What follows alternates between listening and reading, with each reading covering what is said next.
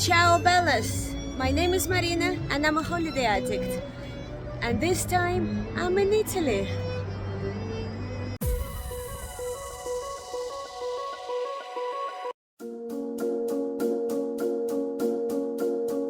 Verona is a beautiful ancient city which is known as one of the most romantic places in the world thanks to William Shakespeare.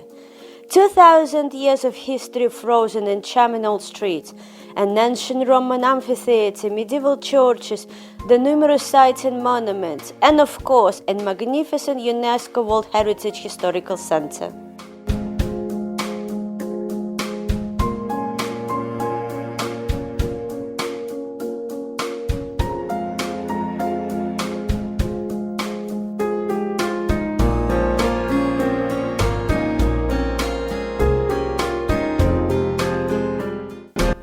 Ponte Pietra is oldest square in Verona, beating heart of ancient city we might say.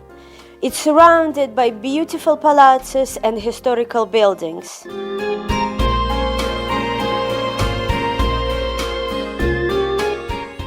We were very lucky and there was some sort of market around it.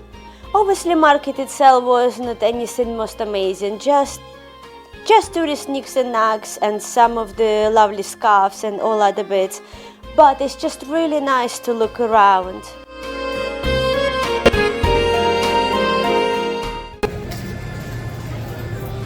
Look at these fruit salads. Oh. I was very impressed with Mazzanti houses. Oh my god, this is very beautiful building with a very beautiful painting on the facade. In the 16th and 17th century Verona, the facades of palaces of the city most prominent families were often entirely decorated with those paintings. It was a way to contribute to decor of the city and show off the wealth and the good taste. I'm very glad they did it because it's just beautiful. You can stand there and look at these buildings for hours.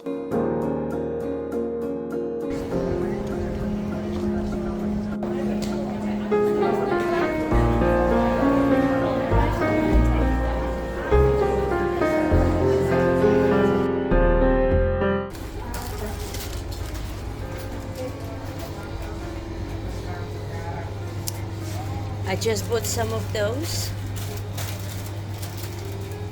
€4 for 4. They sell them by weight. I'm gonna try now. Actually, they was more expensive. I paid €4 for 3.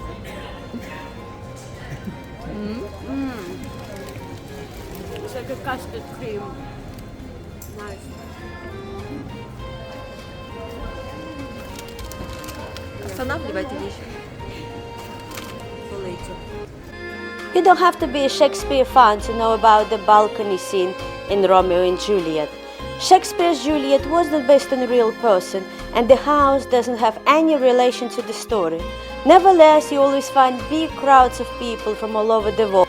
The house was once inhabited by the Capella family, a name similar to the Italian version of Cappelletti, and dated back to the 13th century.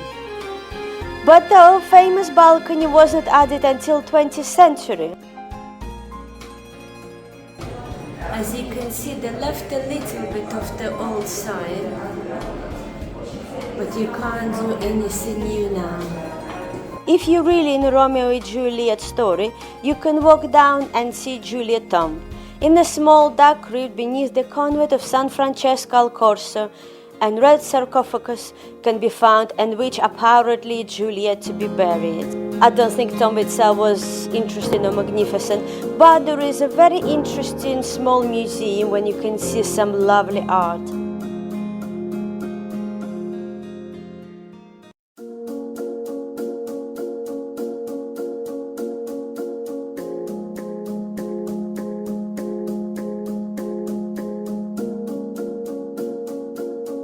Ponte Pietra bridge was first built during the Roman Empire, around 89 BC. The ancient bridge that stood on the site of the current one was called Marmeros. It collapsed in 1239. Only in 1503 a new bridge was erected in the same place. This bridge, like all other bridges and buildings in Verona, only partially survived the Second World War. In 1945, it was blown up by retreating German troops. However, it was restored, and today Ponte Pietra is one of the most popular tourist destinations in Verona, which offer wonderful panorama views of the city and the river, and a short walk from Nicola.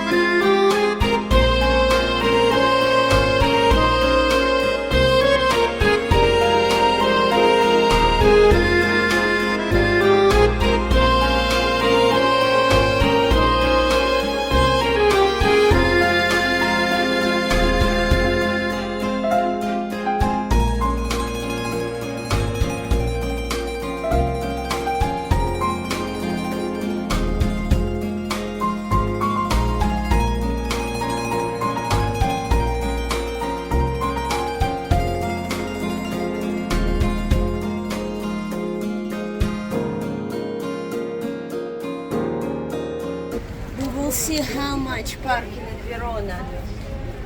Ой, не туда. Вот.